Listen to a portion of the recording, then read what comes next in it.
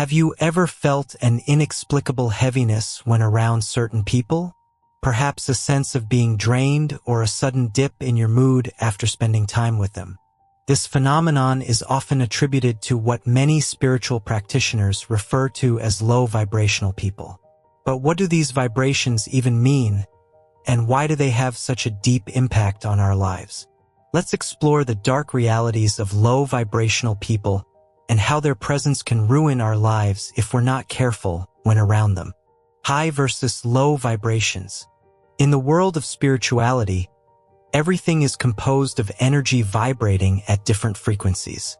High vibrational energy is associated with positive emotions, love, joy, and peace. On the other hand, low vibrational energy aligns with negativity, fear, anger, and sadness. These vibrations are not just abstract concepts. They are strong forces that affect our well-being and our environment. Ancient wisdom and modern science both support the idea that we are deeply influenced by the energies around us. Quantum physics, for instance, has shown that everything in the universe is interconnected through a web of energy. This aligns with Eastern philosophies like Taoism and Buddhism, which teach that our inner states reflect and influence the outer world. In these traditions, maintaining a high vibration is crucial for achieving harmony and balance. But what most people don't know is that low vibrations can completely shatter your peace of mind if you don't protect yourself from them. More specifically, from low vibrational people. One of the lesser-known truths about low vibrational people is that their energy can be contagious. Just as a smile can brighten a room, a negative attitude can cast a shadow. This is why it's so important to be mindful of the company we keep. When we surround ourselves with people who consistently emit low vibrations, it can pull us down, making it harder to maintain our own high-frequency state. Vibrational resonance. Another important concept to consider is that of resonance. In physics, resonance occurs when two systems vibrate at the same frequency, amplifying each other's energy. Spiritually, this means that if we are not vigilant, the low vibrations of others can start to resonate with any latent negativity within us, amplifying it. This can lead to a cycle where our own vibrations begin to lower, creating a fertile ground for negativity to flourish. The resonance of vibrations is so essential to humanity that it even affects us at a collective level. Just take a look at the historical event of the Renaissance in Europe. The Renaissance serves as an example of how periods of great challenge and low vibrations can lead to extraordinary growth and enlightenment. After the Dark Ages, the Renaissance brought a renewed interest in art, science, and spirituality, leading to a profound cultural and intellectual awakening. But these theories have been studied since way before the Renaissance. Ancient philosophers like Plato and Aristotle recognized the impact of our environmental energy on our inner states. Plato, in his theory of forms, suggested that the world we perceive with our senses is a reflection of a higher, more perfect reality. This implies that the vibrations we encounter daily shape our perception and, consequently, our reality. Aristotle, on the other hand, emphasized the importance of cultivating virtues and avoiding vices, as these directly influence our state of being. This means that successfully interacting with low vibrational people often requires us to confront our own shadows. Carl Jung, a pioneering psychologist, introduced the concept of the shadow self, the parts of ourselves that we deny or repress. Encountering low vibrational energy can trigger these hidden aspects, bringing them to the surface. This can be uncomfortable, but it also provides an opportunity for growth and healing. By facing these aspects of ourselves, we can integrate them and transform our energy. But there's also a spiritual lesson in dealing with low vibrational people, one most people forget exists. Many spiritual traditions teach that every encounter is an opportunity for learning and growth. The Buddha, for instance, taught that difficult people can be our greatest teachers, as they challenge us to practice compassion, patience, and non-attachment. By viewing these interactions as opportunities for spiritual practice, we can transform negative experiences into stepping stones on our path to enlightenment. However, it's still crucial that you learn how to protect yourself from low vibrational energy. One secret that not even experienced spiritualists know. How do you protect yourself? The most practical way is through mindfulness and meditation. By regularly centering ourselves and raising our own vibrations, we can create a buffer against negative influences. Visualization techniques, such as imagining a protective light surrounding us, can also be effective. These practices help maintain our energy field and keep our vibrations high, even in the presence of low vibrational people. It's also important to practice self-care and establish healthy boundaries. This might mean limiting time with some people or seeking out high vibrational environments that uplift and support us. Surrounding ourselves with positive influences, whether they are people, places, or activities, can significantly enhance our ability to stay balanced and centered. Remember, the key to navigating this complex energetic landscape lies in maintaining our own high vibration, practicing compassion, and embracing every experience as an opportunity for growth. But it's impossible to avoid low vibrational people forever. What if, for example, a close relative had low vibrations? Does that mean you have to cut them off from your life for good? If a family member has low vibrations, unlike friends or acquaintances whom we can choose to avoid, family members are often a significant part of our lives, making it necessary to find ways to manage these relationships without compromising our own well-being. But similar principles apply in these situations. Understand that everyone is on their own journey, and low vibrational behavior often stems from unresolved pain, trauma, or fear. By approaching these individuals with compassion, you can transform your interactions.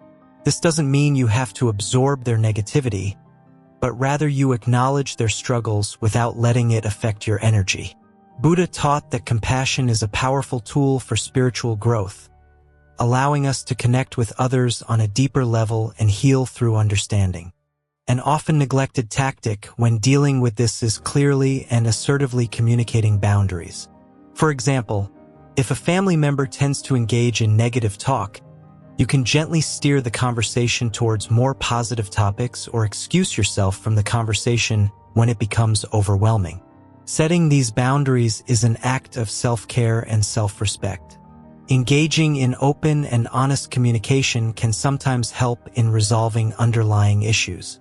Approach conversations with a loving and non-judgmental attitude, expressing how certain behaviors affect you and suggesting more positive ways to interact. This can sometimes lead to a mutual understanding and shift in dynamics. However, it's important to remember that not everyone is open to change, and that's okay. Another powerful tool is forgiveness. Holding on to resentment or anger towards low vibrational people can lower your own vibration.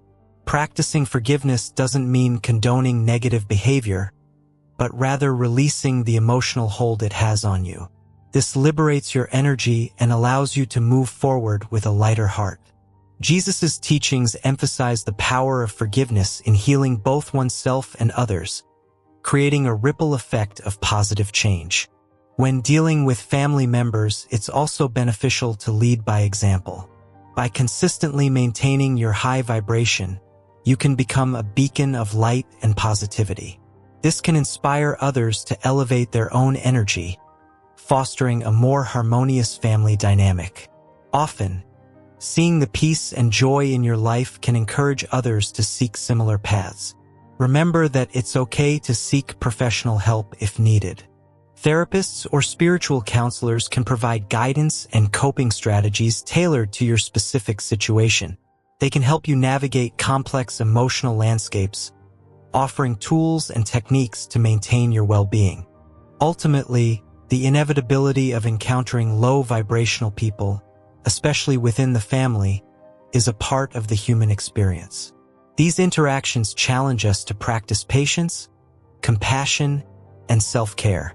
By implementing these strategies, you can protect your energy, promote positive change, and continue your spiritual journey with resilience and grace. It's a delicate balance to maintain your own high vibrational state while interacting with those who might not yet be on the same path. Embrace these encounters as opportunities for growth, both for yourself and potentially for those around you. By doing so, you honor your own spiritual journey and contribute to the collective elevation of consciousness. But what if your own vibrations go low? Does that mean your spiritual journey is over? Not exactly, thanks to what we'll discover now. Accept fluctuations in your vibrations. Life's challenges can sometimes cause our own vibrations to fall. This is a natural part of the spiritual journey, and it's essential to know how to recognize these moments and take steps to elevate ourselves back to a higher state. One philosopher who can shed light on this topic is the 13th century German mystic Meister Eckhart. He believed in the importance of inner stillness and detachment from the material world to achieve spiritual enlightenment. Eckhart taught that true spiritual growth comes from within, and this inner work is crucial when we feel our vibrations are low. According to Eckhart, silence and meditation can help us reconnect with our higher selves and restore our vibrations. Eastern beliefs also offer valuable insights. In Hinduism, the concept of pranayama or breath control is a powerful tool for managing our energy levels. By practicing controlled breathing techniques, we can calm the mind, cleanse the body of negative energies, and elevate our spiritual vibrations. This practice emphasizes the importance of breath as the bridge between the physical and spiritual realms. Similarly, in African spirituality, particularly within the Yoruba tradition, there is a focus on Ash, the life force that flows through all things. When we feel our vibrations falling, it can be helpful to engage in rituals or practices that honor and restore our Ash. This might involve drumming, dancing, or connecting with nature, all of which can help rejuvenate our spirit and elevate our energy. Surrounding yourself with uplifting music, plants, crystals, or anything that raises your spirits can also be beneficial. Feng Shui, the ancient Chinese practice of harmonizing your living space, suggests that the arrangement and elements within your home can significantly impact your energy. By optimizing your environment, you create a sanctuary that supports your well-being during times of low vibrations. It is also beneficial to revisit the teachings of mystics like Rumi, the 13th century Persian poet. Rumi's poetry often speaks of the soul's journey and the importance of embracing love and light. One of his famous quotes, "The wound is the place where the light enters you," reminds us that our challenges and low points can be opportunities for growth and transformation. By finding the light within our wounds, we can begin to raise our vibrations once more. Practicing gratitude is another effective way to elevate our vibrations. The simple act of acknowledging and appreciating the positive aspects of our lives can shift our focus from negativity to abundance. This practice aligns with the teachings of many spiritual traditions, which emphasize the power of a grateful heart in attracting more positive experiences and energies. Engaging in acts of kindness and service to others can also help raise our vibrations. When we extend love and compassion to those around us, we not only uplift them but also ourselves.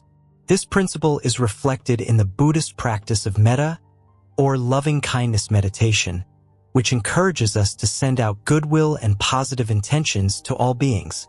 By fostering a sense of connection and compassion, we can elevate our own vibrations and contribute to the collective good. In psychology, the famous study by Dr. Barbara Fredrickson on positive emotions highlights the broaden and build theory. According to this theory, experiencing positive emotions broadens our awareness and encourages novel, varied, and exploratory thoughts and actions. Over time, this builds our physical, intellectual, and social resources. Applying this to our spiritual journey, we can see how cultivating positive emotions and experiences can help us build a stronger foundation for maintaining high vibrations. By integrating these practices and philosophies into our lives, we can navigate the inevitable fluctuations in our vibrations with grace and resilience. Whether through meditation, breathwork, acts of kindness, or simply being kind to ourselves, we can find ways to elevate our energy and continue our journey toward higher consciousness. When nothing seems to work, sometimes, despite our best efforts, we might find ourselves in a situation where nothing seems to work to raise our vibrations. This can be a particularly challenging phase of the spiritual journey, but it is important to remember that this too is part of the process. When traditional methods of raising your vibration fail, it might be time to delve deeper into understanding the root causes and explore alternative approaches. Brace yourself, for here is where we reach the deepest secrets of low vibrational people. First and foremost, it's crucial to practice introspection during these times. Ancient Greek philosopher Socrates famously said, "Know thyself." This wisdom emphasizes the importance of self-awareness and understanding our own unique paths. Sometimes, low vibrations are signals from our inner selves that there is something deeper that needs attention, something beyond the usual practices of meditation, gratitude, or mindfulness. At this point, it may be helpful to seek guidance from a spiritual mentor or counselor. These people can provide insights and perspectives that we might not see ourselves. Much like the shamans of indigenous cultures who guide individuals through their spiritual crises, spiritual mentors can help us navigate through these tough periods. They can offer personalized advice, support, and new techniques that may resonate more deeply with our current state. Exploring alternative healing modalities can also be beneficial. Practices such as creative expression or sound healing tap into different aspects of our energy systems and can help clear blockages that are not accessible through conventional means. For example, sound healing uses vibrational frequencies to restore harmony and balance within the body. This ancient practice, used by many cultures including Tibetan monks, can be particularly effective in shifting stubborn low vibrations. Another aspect to consider is the physical environment and the impact it has on our energy. Sometimes, low vibrations persist due to external factors such as living in a cluttered space, exposure to negative media, or being around toxic people. Nutrition and physical health also play a significant role in our vibrational state. Regular exercise, adequate sleep, and hydration are also crucial in maintaining high vibrations. Journaling can also be a valuable tool during these times. Writing down thoughts, feelings, and experiences can provide clarity and uncover patterns or triggers that contribute to low vibrations. It can also be a means of expressing and releasing emotions that might be holding you back. This practice aligns with the psychological concept of catharsis, which is the process of releasing and thereby providing relief from strong or repressed emotions. If all else fails, it might be time to embrace the concept of surrender. This does not mean giving up, but rather letting go of the need to control the outcome. As Lao Tzu, the ancient Chinese philosopher, taught through Taoism, sometimes the best action is inaction. By surrendering to the present moment and trusting the flow of life, we allow ourselves to be open to unexpected solutions and insights. This act of surrender can itself be a powerful way to raise our vibrations. Moreover, it is important to remember that spiritual growth often occurs in cycles. Just as the moon waxes and wanes, our spiritual journey has phases of expansion and contraction. The ancient mystics understood this and taught that periods of low vibrations are not failures but necessary phases of growth. They prepare us for higher states of being and deeper understanding. Recognizing and accepting this cyclical nature can provide solace and patience during tough times. On top of that, reconnecting with nature can be a powerful remedy. Nature has a grounding effect and can help us reset our energy.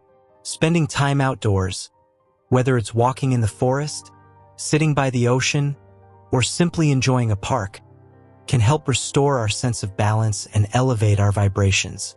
Indigenous cultures around the world have long recognized the healing power of nature and often incorporate natural elements into their spiritual practices.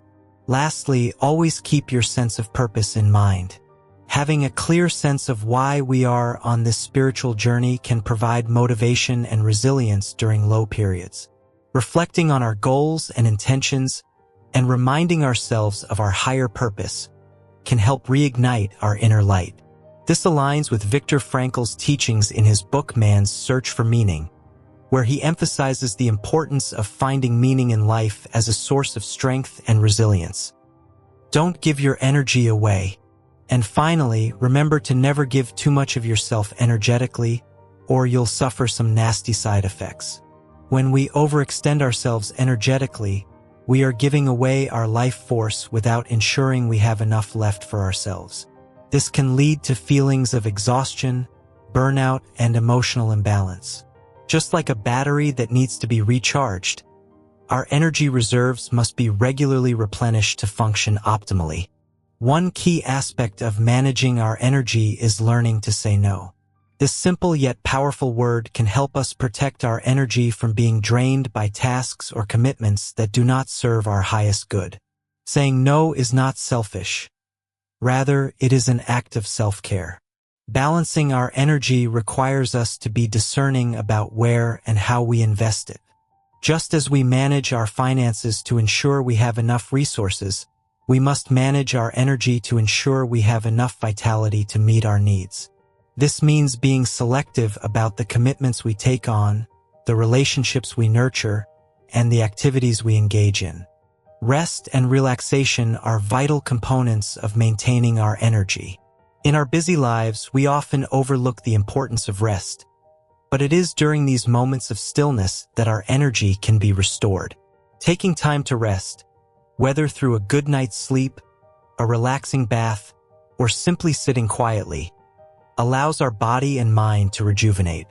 At the end of the day, low vibrational people are unavoidable, but you don't have to lose your high vibrations because of them. You can learn to navigate relationships with them without losing yourself in the process. By prioritizing your energetic health and practicing self-care, you can prevent burnout and maintain a vibrant, balanced energy. This will help you to show up fully in all areas of your life, bringing your best self to your relationships, work, and personal pursuits. Remember, your energy is precious. Protect it, nurture it, and let it thrive.